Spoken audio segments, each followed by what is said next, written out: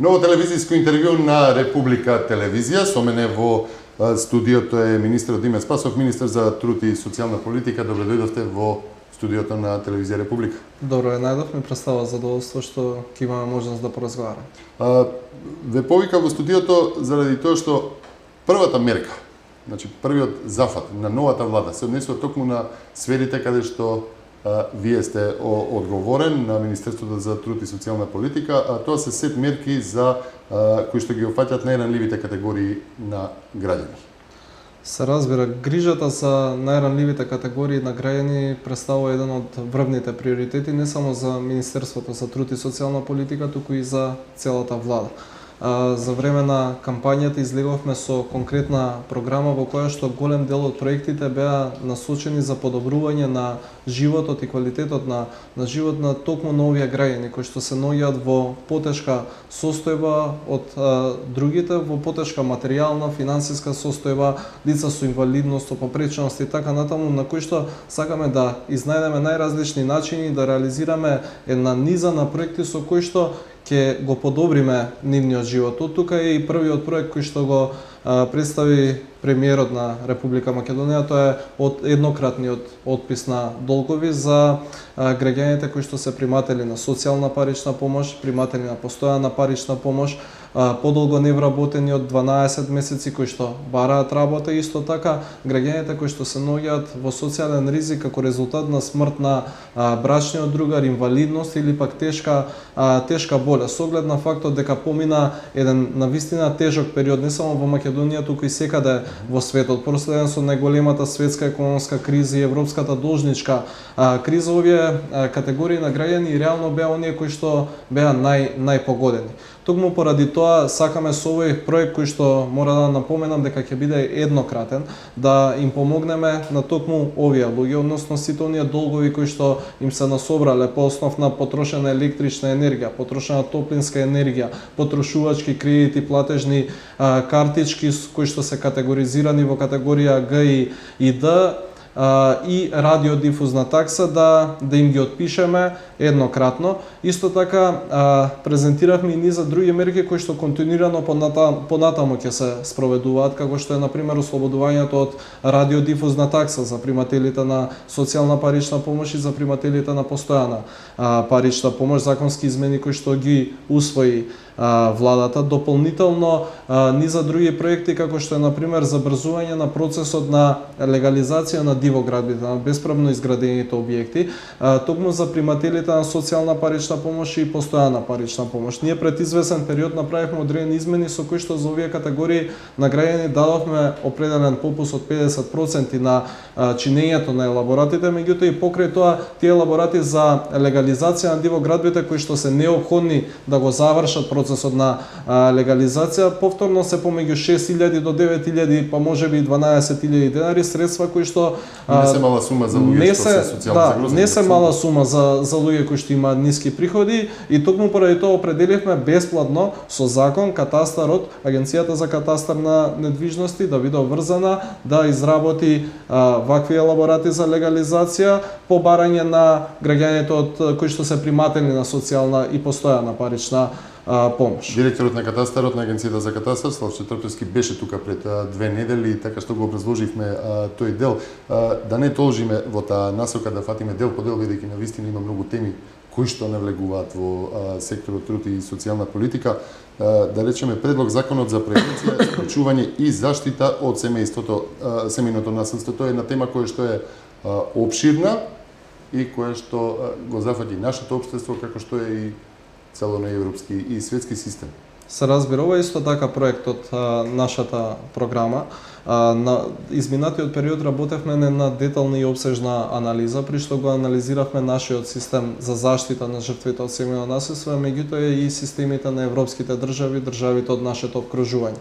Повеќето државите имаат посебен системски закон со кој што се регулира оваа материја и ова прашање и токму поради тоа определивме да ги искористиме најпозитивните реформи кои што ги имаат спроведено европските држави, да ги имплементираме во еден законски текст кој што ќе биде посебен и насочен како одговор од страна на државата во борбата за заштита, превенција и спречување на семејното насилство.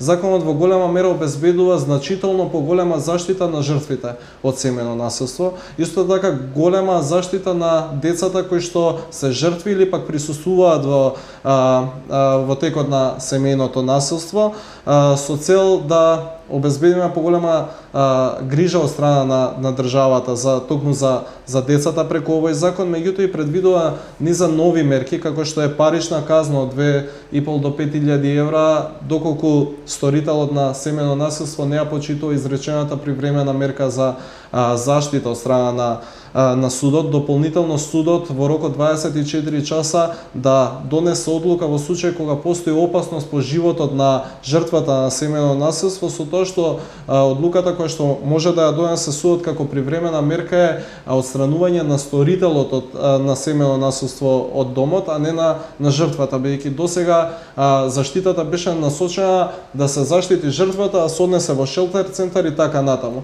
Ова е сличен на австријскиот модел кој што е доста позитивен и кој што нуди голема заштита на жртвите, и токму ова се генералните определби на законот, подцврсти казни, построги казни. Во таа насока во разговори со представници на здруженијата кои што ги опфаќаат овие прашања невладиниот сектор, велат дека најчесто жртвите, што се жени, не ретко се и мажи жртви на семејно насилство, се всушност во финансиска зависност од насилникот и остануваат во домот, токму на што го напоменавте, дека завршуваат во шелтер центрите и потоа се враќаат назад кај жртвата и повторно кај насилникот и повторно стануваат жртви. Токму поради тоа и економското семејно насилство, кое што е дефинирано во меѓународните конвенции, го дефинираме и во нашиот закон. Досега не беше дел од законодавството во Република Македонија, меѓутоа исто така и предвидуваме конкретни мерки и активности на Центарот за социјални работи, на центрите за вработување во Република Македонија,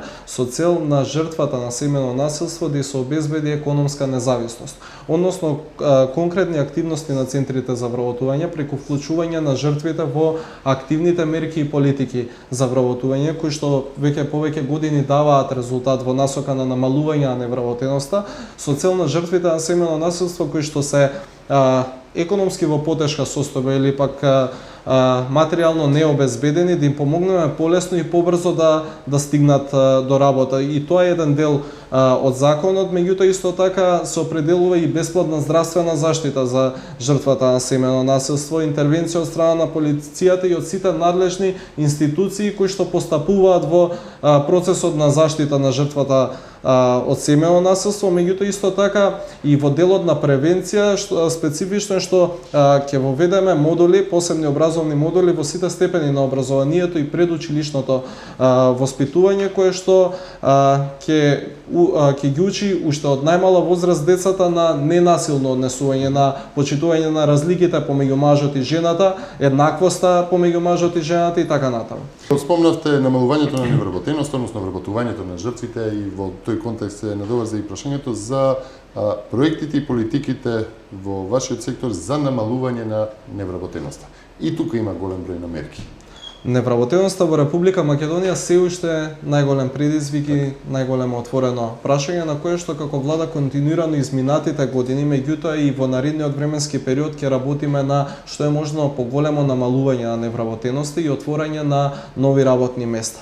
Низата активности кои што ги спроведува владата на Република Македонија се во насока пред се на отварање на нови работни места. Дали се тоа странските инвестиции или пак капиталните инфраструктурни проекти, сите тие проекти носат нови работни места, меѓутоа како влада за прв пат во 2007 започнавме со реализација на активни мерки и политики за вработување и од тука секоја година продолжуваме со реализација на оперативниот план за вработување во кој што се содржани низа мерки конкретни кои што го поддржуваат, помагаат и субвенционираат вработувањето во приватниот сектор, кои што навистина даваат резултати и се со висок процент на успешност.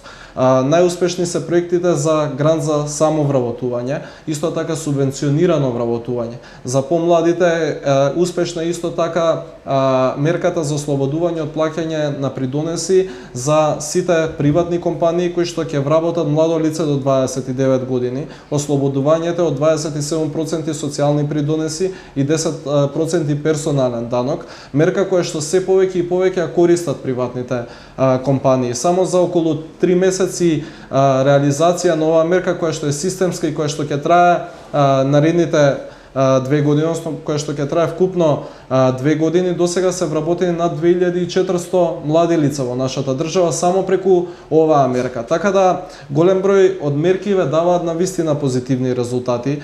Исто така започнавме и со реализација на ветениот проект за посебни кредити за самовработување на млади лица со на вистина низок процент на камата од само 1% годишно, со грейс период од 1,5 година и со 66 месеци рок на исплаќање на кредитите.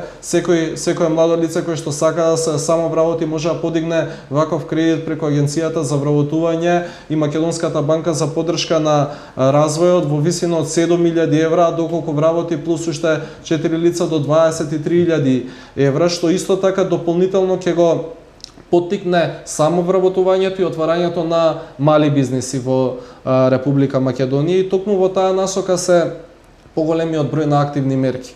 Оние кои што имаат ниски звања или пак кои што не познаваат најразлични вештини или пак побарувани занимања на пазарот на труд, да ги обучиме со тек да стекнат занимања кои што се побарувани од страна на работодавачите, за да се зголеми можноста за нивно вработување, се зголеми нивната вработливост. А од друга страна пак реализација на конкретни проекти со кои што директно се субвенционира приватниот сектор со цел да вработи невработени граѓани кои што активно бараат работа во нашата држава. И тоа го покажуваат и сите статистички податоци дека изминатите години континуирано паѓа невработеноста, а со засилено темпо ќе се бориме и понатаму да продолжи падот на невработеноста и зголемување на вработувањето во нашата држава, пред се во приватниот сектор.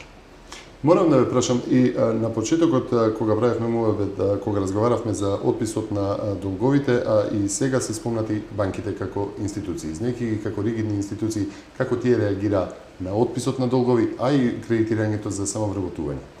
Во однос на кредитирањето за самовработување се вклучени во реализација на овој проект се 3 банки. Очекувам да се зголеми интересот и во најбрзо време да се зголеми бројот на банки кои што ќе се вклучат во овој проект. Уште најмалку 1 до 2 банки треба да се приклучат.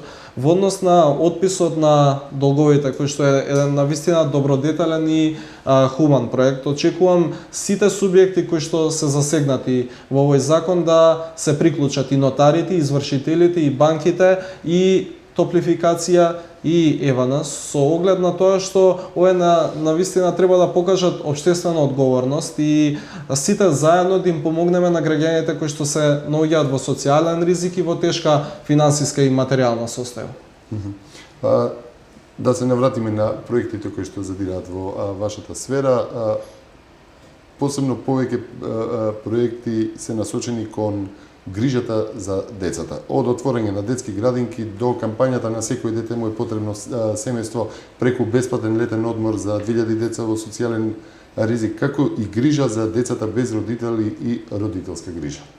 Се разбира, имаме низа на проекти кои што се наменети за најмладите. Пред се, во однос на градинките во Република Македонија, досега имаше голем број на општини, најчесто рурални населени места, во кои што и воопшто досега немало градинка. Од тука започнавме еден проект и продолжуваме со негова реализација за отворање на градинки во други просторни услови, пред се во руралните средини, со цел да овозможиме заштитата и грижата и воспитувањето за децата од предучилишна возраст да се реализира во сите општини во Република Македонија. Во план имаме наредните 4 години најмалку 40 вакви објекти да отвориме, кои што ќе бидат наменети за детски градинки. Исто така, тука и грижата за децата кои што се од ранливи категории или пак од семејства кои што се наоѓаат во социјален ризик. Односно, продолжуваме со реализација на еден навистина доста позитивен проект за бесплатен одмор и рекреација, летен и зимски одмор за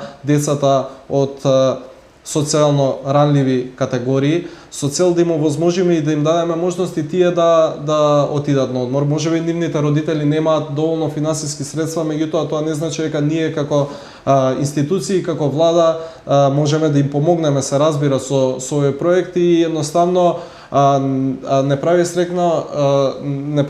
прават срекни насмевките кај децата кога ќе ги видиме кога ќе видиме нивното задоволство на овие бесплатни одмори кои што ги користат, некои за прв пат одат на летување и токму поради тоа ќе продолжиме со овој проект и ова лето, ќе офатиме 2000 дечиња, на зимување ќе пратиме уште 1000 дечиња и продолжуваме понатаму секоја година со реализација на овој доста позитивен проект. Исто така тука е грижата за децата без родители и родителска грижа, меѓутоа и за лицата кои што имале статус до 18 години на деца без родители. Продолжуваме со реализација на Д10 програмата, која што како влада ја воведовме, преку која што возможуваме вработување и досега вработивме 83 лица со статус деца без родители до 18 години во јавната и државната администрација. Продолжуваме со паричната поддршка која што им ја даваме за студирање. Секое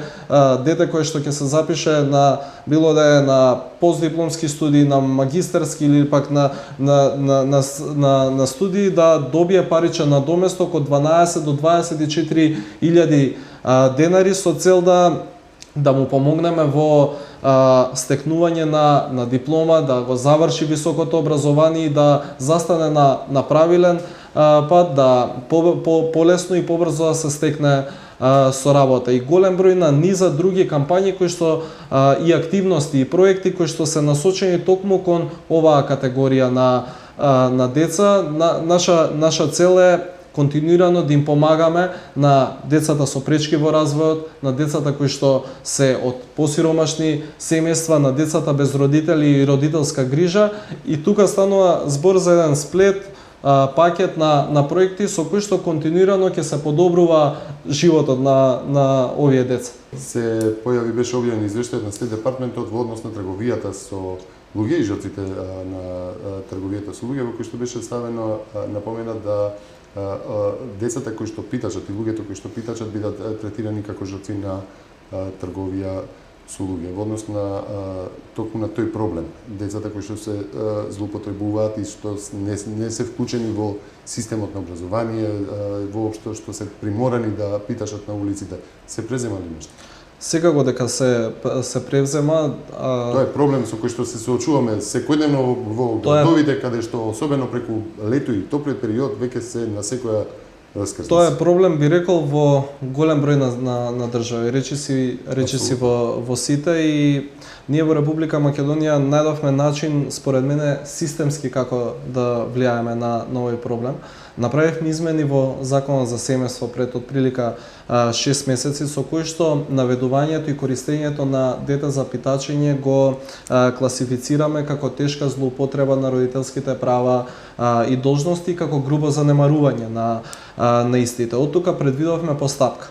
Во случај двостепена постапка. Во случај кога прв пат ќе се утврди дека детето се користи за питачење, во тој случај задолжително ќе се изрече решение за надзор на вршењето на родителското право, ќе се работи со родителите во форма на советување, меѓутоа исто така и ќе се опомена доколку повторно се продолжи со злоупотреба на децата, со нивно наведување и користење за питачење или пак со уште полошо да го користат други и така натаму.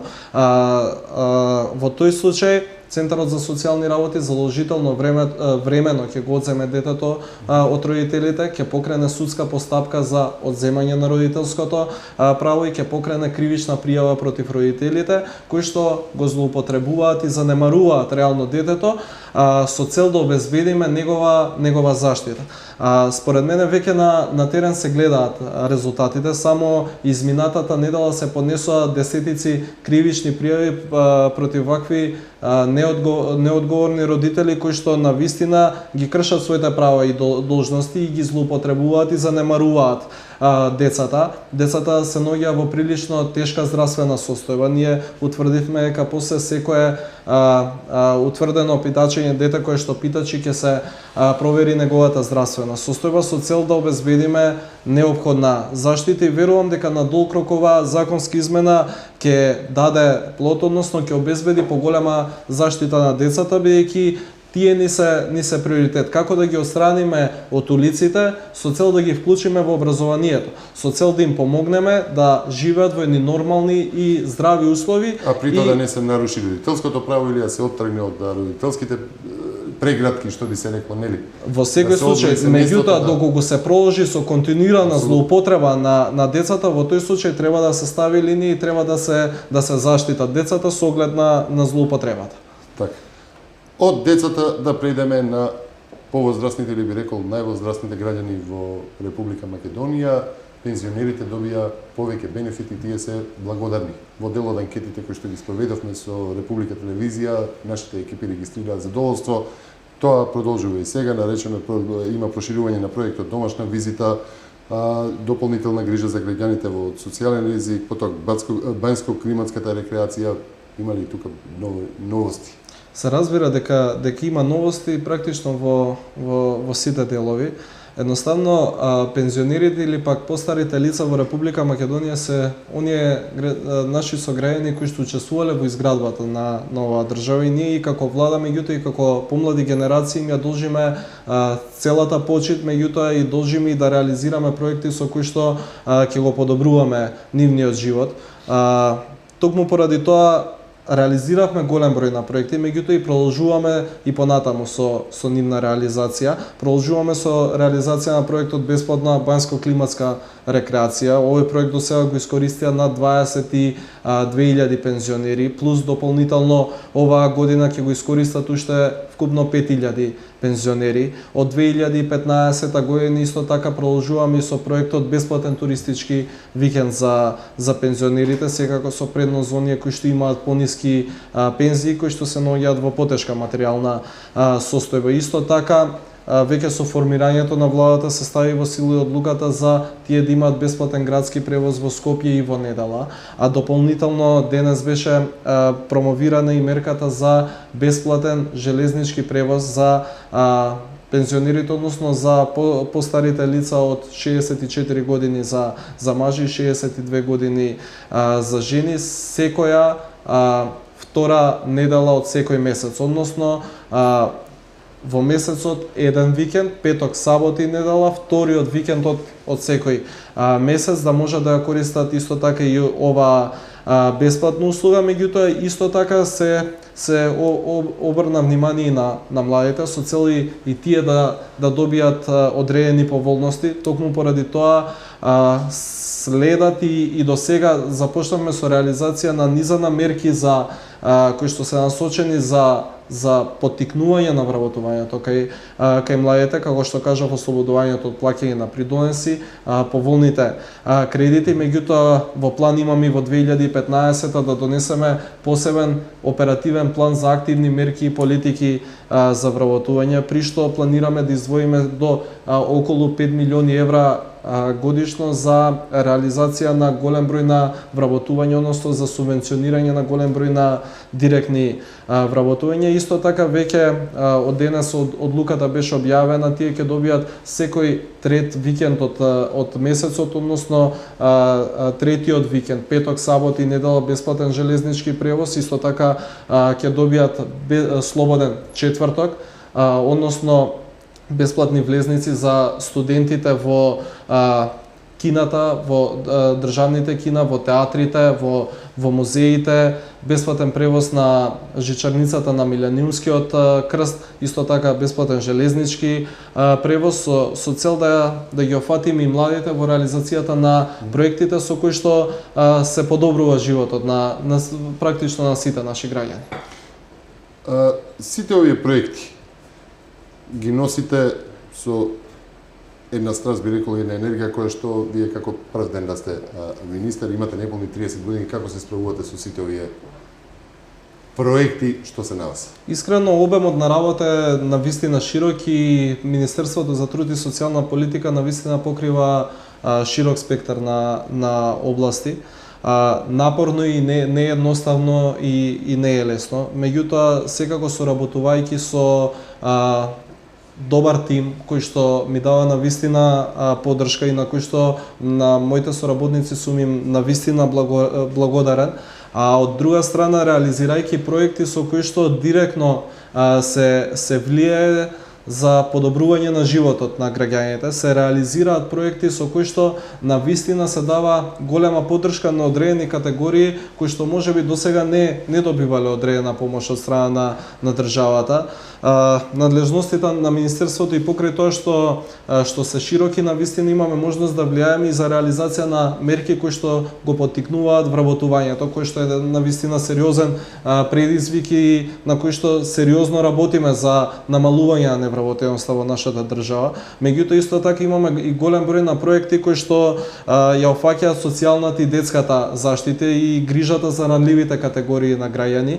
Едноставно секој проект кој што ќе го реализираме било на еден или пак на повеќе луѓе, ако се помогне, задоволството е големо и тоа ни ја дава силата и енергијата да и јас да продолжам понатаму, меѓутоа и мојот тим за да реализираме сите заедно проекти кои што се зацртани во програмата на владата. Едноставно јас како министер за труд и социјална политика да помогнам во реализацијата на целите кои што ни се зацртани со една единствена цел: подобрување на животот на граѓаните на Република Македонија. Имате ли време за себе? Имате ли време да изгледате еден фудбал, светското првенство е отек? Гледав некое полувреме, наискрено, можеби гледав 1 до 2 цели надпревари. Немам реално многу слободно време. Често се останува на работа до доцните вечерни часови, наутро треба сепак да се реализираат сите активности кои што денот си ги носи, така да слободното време е мало, меѓутоа се обидувам да ефективно да го искористам. Некогаш спортувам, сакам и филмови да гледам, некоја книга кога можам да се разбира и да прошетам и така натаму. Иако е малку слободно време, сепак наоѓам начини како ефективно да го искористам. Така. Уште една акција која што започна вани и која што имаше, ми се чини, добар ефект кај граѓаните, нели, беше поттик и за они да направат едно хумано дело, тоа беше Се грижиме за топол дом. Ќе продолжи ли тоа?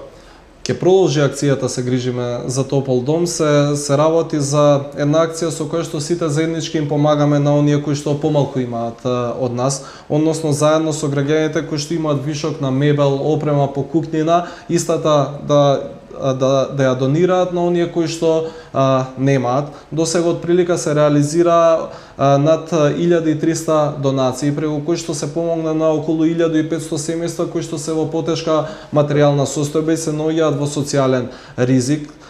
Само за од прилика 9 месеци. Така да и континуирано понатаму продолжуваме да реализираме оваа активност и слични активности на Се грижиме за топол дом. Ќе реализираме сличен проект за донации на книги, за донации на облека за дечиња, со цел на најразлични начини. Секој од нас може би има дома нешто што не му треба, зошто тоа да не го донираме, а ние како министерство да помогнеме при реализацијата на донацијата со оглед на фактот дека имаме контакт токму со тие граѓани на кои што им е потребна поддршка, да не го донираме и да не им помогнеме. И токму поради тоа продолжува и ова, меѓутоа ќе се реализираат нови акции кои што се во насока на сите заеднички да им помогнеме на граѓаните кои што се наоѓаат во потешка состојба. На крај на овој интервју морам да ве прашам, многу често се појавуваат различни случаеви во кои што се споменуваат токму оние што се од најранливите категории или незаштитени, како на пример последниот случај што беше во Бања Банско, дете кое што е чувано во несоодветни случаи, а е од ранлива категорија. Колку лично ве погодуваат таквите случаи? Јас прво за случајот кој што се појави денес, навистина би сакал да изразам жалење.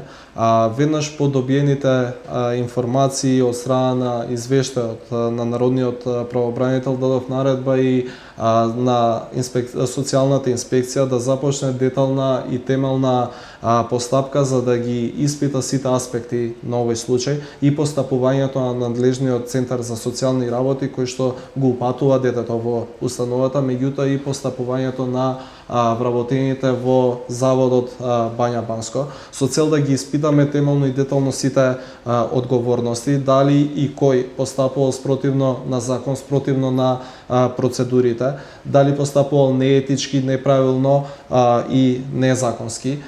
Очекувам набрзо да добијам резултати и извештај од инспекцијскиот надзор и ќе бидат превземени сите мерки согласно закон. Ништо не е исклучок, така да се е зависно од тоа каква е повредата. Според првичните наводи не можам само од извештајот да кажам, токму поради тоа социјалната инспекција веќе го прави. Уште во теков на денов очекувам утре да завршат со надзорот со цел да ги добијам сите податоци за овој случај. Во секој случај ме погодуваат службите од социјалната заштита, нашите установи, нивната примарна цел е грижата за социјално ранливите категории. Вакви изолирани случаи потребно е да се интервенира, истите да се превземат мерки, истите понатаму да не се случуваат, со оглед на тоа дека голем број од страна на стручните работници професионално и стручно си ја вршат својата работа и еден ваков случај не треба да ја зацрни работата на професионалците, меѓутоа и не смее да помине незабележан и неприметен, токму поради тоа ќе го има моето целосно внимание со цел да се интервенира, меѓутоа и да се преземат конкретни мерки. Така, јас ви благодарам за учеството во овој интервју во ТВ Република. Ви благодарам на поканата, ми беше задоволство.